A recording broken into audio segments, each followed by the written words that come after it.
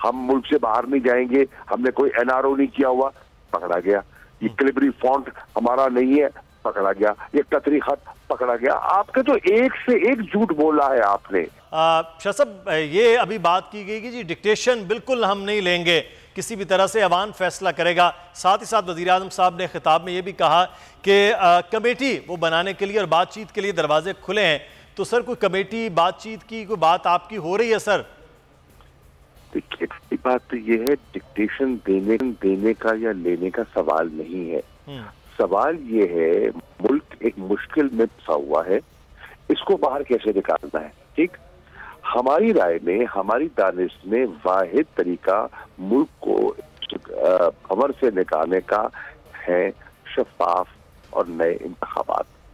अगर इसके अलावा इनके पास कोई हल है तो बताएं, जो काबिल अमल भी हो, आइन के मुताबिक हो, जमहूरी रिवायात के मुताबिक हो।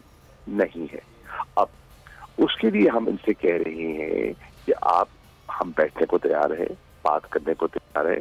आप हमें एक अंदाजा दे दें, आप एक डेट दे दें कि इन दिनों के अंदर हम असेंबली डिसॉल्व कर सकते हैं। कोई हत्ती डेट नहीं है, जून के इस हफ्ते में हम असेंबली डिसॉल्व कर सकते हैं। और फिर जो 90 डे प्रोसेस है उसको शॉर्टन भी किया जा सकता है। फला तारीख को या सितंबर लेट और अर्ली अक्टूबर में इलेक्शन हो सकते हैं। फिर है इलेक्टोरल रिफॉर्म्स, फिर है मोर्टेलिटी, फिर है इलेक्शन कमीशन की लवाजमात। इन पर बैठकर हम गुफ्तो शुनीद करने के लिए तैयार है।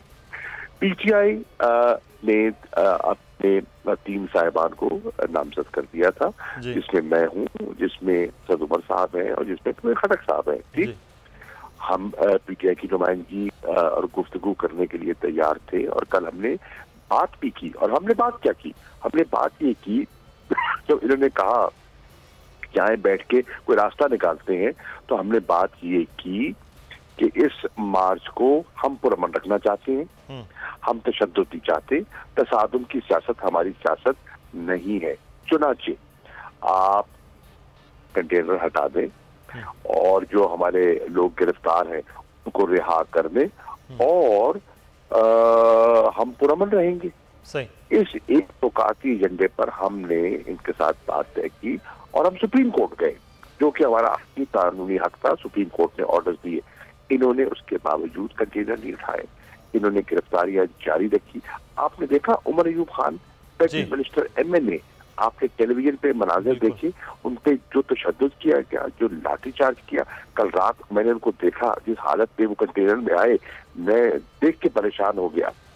एक फेडरल मिनिस्टर, एक मतलब फील्ड मार्शल का पोता, इन्होंने उसके साथ जो रवैया अपनाया है, इलामा इकबाल की बहू के घर जाके इन्होंने धावे दिए हैं, ये हैं जमहूरी कदरों वाले लोग।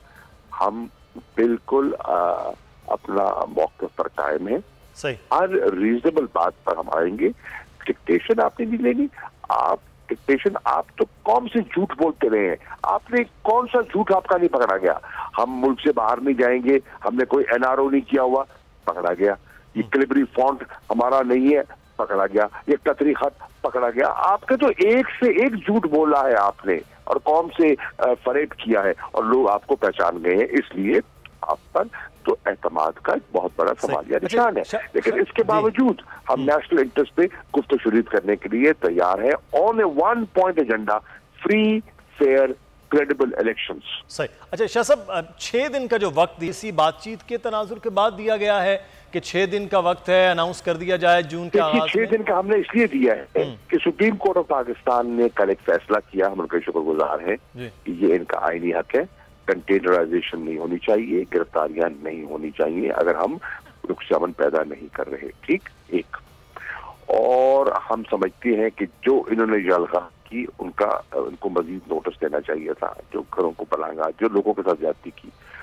साथ ये जो मुल्क की हमारे जो और जिम्मेदार हजरात हैं, जिनको फिक्र है माशी हमारी मुल्क की मईशत के साथ जो हो रहा है, इकोनॉमी टैंक कर रही है, रुपया आज देखे ना, IMF के साथ मुज़ाकरात नाकाम हो गए, मिफ्ता के मुज़ाकरात नाकाम हो गए। उसका इम्पैक्ट क्या होगा? स्टॉक मार्केट पे क्या इम्पैक्ट होगा? उसका इम्पैक्ट आपके रुपए पर क्या होगा? आपका डॉलर मजीद महंगा होगा।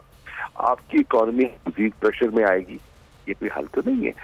तो क्या उन्हें खामोश तमाशाई बनाए रहना चाहिए या नेशनल इंटरेस्ट में कॉन्स्टिट्यूशनल जो हमारे पैरामीटर्स हैं उनके अंदर शाह साहब, वो इसका जिम्मेदार भी आपको ही ठहराते हैं, आपकी हुकूमत को ठहराते हैं जो इस वक्त माशी सूरत हाल है। वो कहते हैं हम तो काम करना, दिन रात मेहनत करना चाहते हैं कि इस मुल्क को आगे ले जाए। बात सुने, ड्रामा करना दिन रात हम जानते हैं, शोबाजियां हम जानते हैं।